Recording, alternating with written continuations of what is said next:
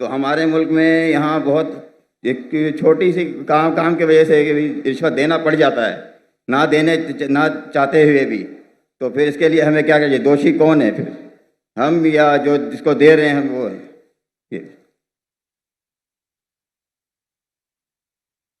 भाई साहब ने कोई कुछ चीज अरबी में कही और कहा कुरान में लिखा रिश्वत देने वाला और रिश्वत लेने वाला जहन्नम में। मैं इसी कोई कुरान मजीद की आयत नहीं जानता, हदीस में लिखा हुआ है। कुरान मजीद में जहाँ लिखा है रिश्वत हराम है वो सूरह बकरा है, सूरा नंबर 2 आयत नंबर 188। अल्लाह ताला फरमाते डोंट यूज योर वेल्थ, आप अपनी दौलत का इस्तेमाल मत करो हाकिम जज को अपने जजमेंट से तब्दील करने के लिए ताकि आप दूसरे लोग की दौलत खा सके। Do not use your wealth as a bait for जजेस in order to eat other people's wealth. ये कुरान की आयत है, सूरह बकरा सूरा 2 आयत नंबर 188। ये जो बोले रिश्वत लेने वाला देने वाला नार में है, हदीस है, कुरान की आयत नहीं। सॉरी सर, आप समझे ना? जी सर। तो अरबी में आपने क्या बोला मैं समझा नहीं। हदीस में आता है, कुरान में भी रिश्वत हराम है, हदीस में भी आता है, लेकिन ये हदीस में कहा नहीं निकलेगा नार में जाएंगे।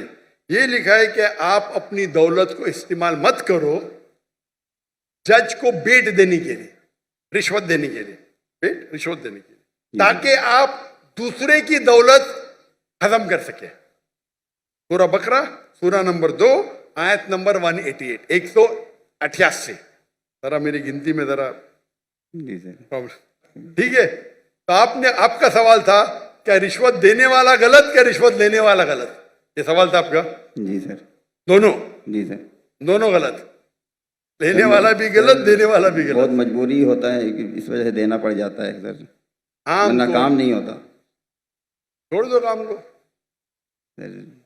आम तौर के ऊपर रिश्वत देना हराम है, लेकिन ये आयत का आप मुताला करेंगे तो कई उलमा कहते इसमें लिखा है आप रिश्वत मत दो अगर आप किसका माल हड़प कर सके, तो कुछ रिश्वत जायज है। कुछ मिसाल के तौर पे आपका लाइसेंस नहीं बन रहा है, जी सर, और आप जानते हैं मैं गाड़ी चलाना जानता हूं, ये हर टाइम मुझे पास करता है और फेल करता है। जी सर। उसके पहले मिसाल दूंगा, मैं पहली बार जब पाकिस्तान आया था 1991 में, तो मेरे पास जरा पुरानी जी सर 91 सॉरी 1991 जी 1991 में आया था मैं।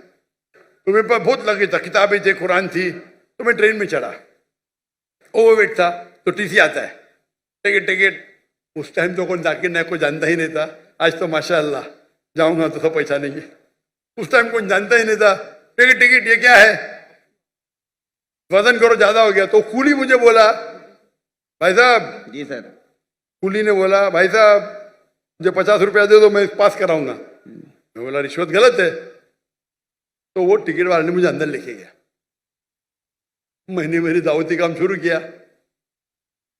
बाहर निकले, वो उसने कहा, वो टिकट कलेक्टर ने, एक शर्त पे आपको छोड़ूंगा, आपको मेरे साथ चाय पीना पड़ेगा। तो मैं बोला ठीक है। बाहर निकला चाय पी के, वो टिकट वाला कितना पैसा दिए? 100 रुपया दिए ना? नहीं दिया। कितना दिए? नहीं दिया। झूठ क्यों बोलता है? उसको यकीन ही नहीं कि टिकट वाला बिना पैसे मुझे छोड़ेगा। इतनी रिश्वत है यहाँ, आप समझे? जी सर। वो तो मुझे जानता ही नहीं था मैं डॉक्टर जाकिर नाइक हूं, बराबर ना? कितना पैसा दिया? नहीं दिया। कितना दिया? बोलो ना साहब। 200 रुपया दिया? नहीं दिया। बोलो ना साहब। झूठ क्यों बोलता है? मुझे झूठ बोलते अने सब पाकिस्तान को 100% पता है कि रिश्वत के बिना छोड़ेगा नहीं, लेकिन अल्लाह की जब मदद रहती है तो छूट सकता है। समझे आपने?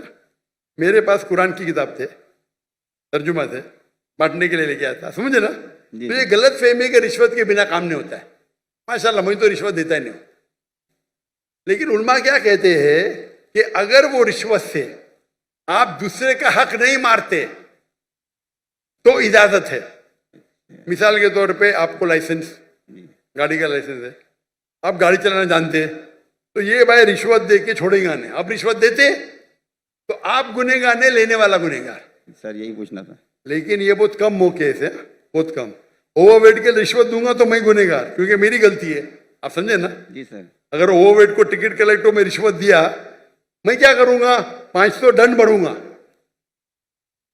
मजबूरी क्या है भाई? ओवरवेट क्यों लेके गए आप?